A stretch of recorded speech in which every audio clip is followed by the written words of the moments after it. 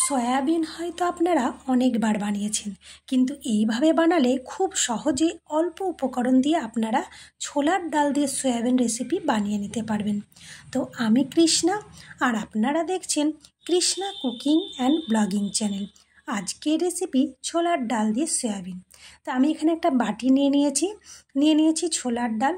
এবার ছোলার ডালটাকে ভালো করে ধুয়ে আমি একটা কুকারের মধ্যে দিয়ে দিলাম, আর দিয়ে দিলাম জল, আর দিলাম সামান্য পরিমাণ লবণ আর হলুদ। এবার আমি কুকারটার মুখ বন্ধ করে ডালটাকে সেদ্ধ করে নেব। আর এদিকে আমি নিয়ে নিয়েছি আর একটি কড়াইয়ে দিয়ে দিলাম জলটা হালকা গরম হয়ে এলে দিয়ে দিলাম সয়াবড়ি দিয়ে কিছুক্ষণ একটু নেড়ে আমি নামিয়ে নিলাম।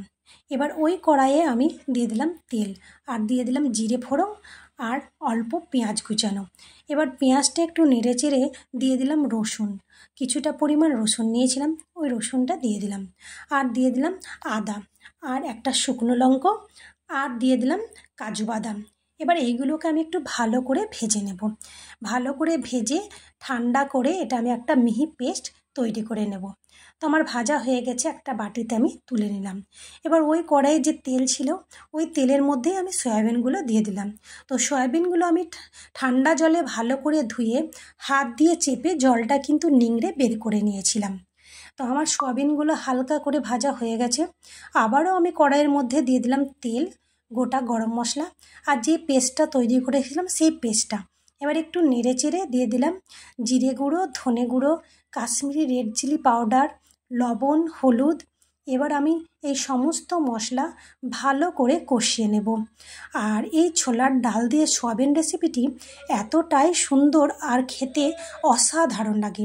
আপনারা যদি বাড়িতে না বানিয়ে খান তাহলে বুঝতে পারবেন না। আপনারা কিন্তু বাড়িতে অবশ্যই বানিয়ে খাবেন। অনেক ধরনের তো সয়াবিন খেয়েছেন, এটাও একবার বানিয়ে খাবেন। তো আমার মশলাটা কষানো প্রায় হয়ে গেছে। এবার আমি এখানে দিয়ে দিলাম টমেটো সস। আপনারা যদি টমেটো সস না পছন্দ করেন তাহলে টমেটো বেটেও দিতে পারেন পেস্ট করে। তো আমি এখানে মশলাটা সুন্দর করে কষিয়ে নিয়েছি, আমার তেল ছেড়ে গেছে।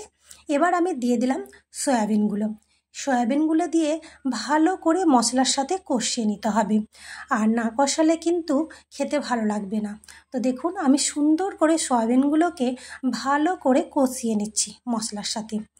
আর ওইদিকে আমি দেখব যে ছোলার ডালটা সেদ্ধ হয়েছে কিনা। তো আমার ছোলার ডালটা সেদ্ধ হয়ে গেছে। এবার আমি সয়াবিনের উপর ডালগুলো দিয়ে দেব। ডাল দিয়ে আমি সয়াবিন মশলা একসাথে ভালোভাবে কষিয়ে নেব। আর এই রেসিপিটা এতটাই সুন্দর যে রুটি, পরোটা আপনি যার সাথে খাবেন সেটার সাথেই ভালো লাগবে।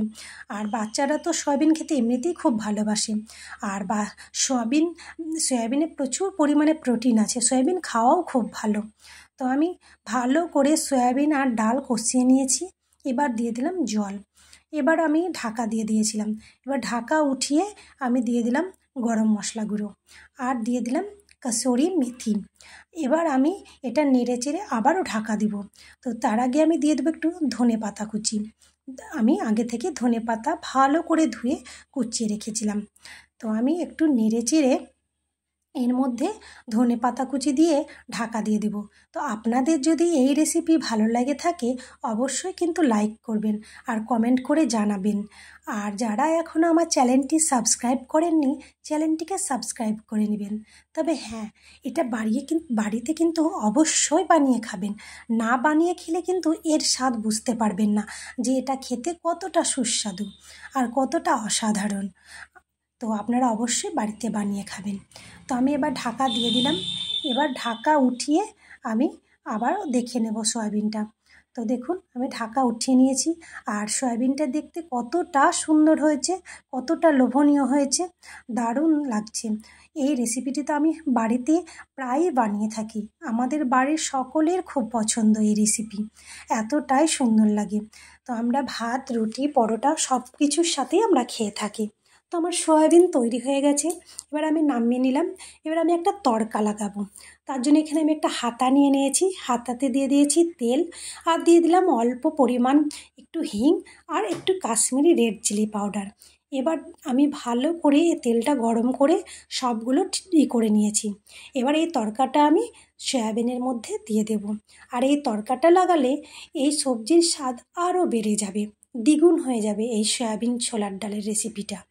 তো আমি তড়কা লাগিয়ে দিয়েছি। এবার একটা চামচ দিয়ে আমি ভালো করে নেড়ে নেব, যাতে পুরো সয়াবিন আর ডালের সাথে মিশে যায়। তো আমি ভালো করে চামচ দিয়ে নেড়ে নিয়েছি। এবার আমি উপর থেকে একটু ধনেপাতা ছড়িয়ে দেবো। আর এই ধনেপাতা দিয়ে এই রেসিপিটি আরও সুন্দর লাগবে, জিনিসটা খেতে খুব ভালো লাগবে।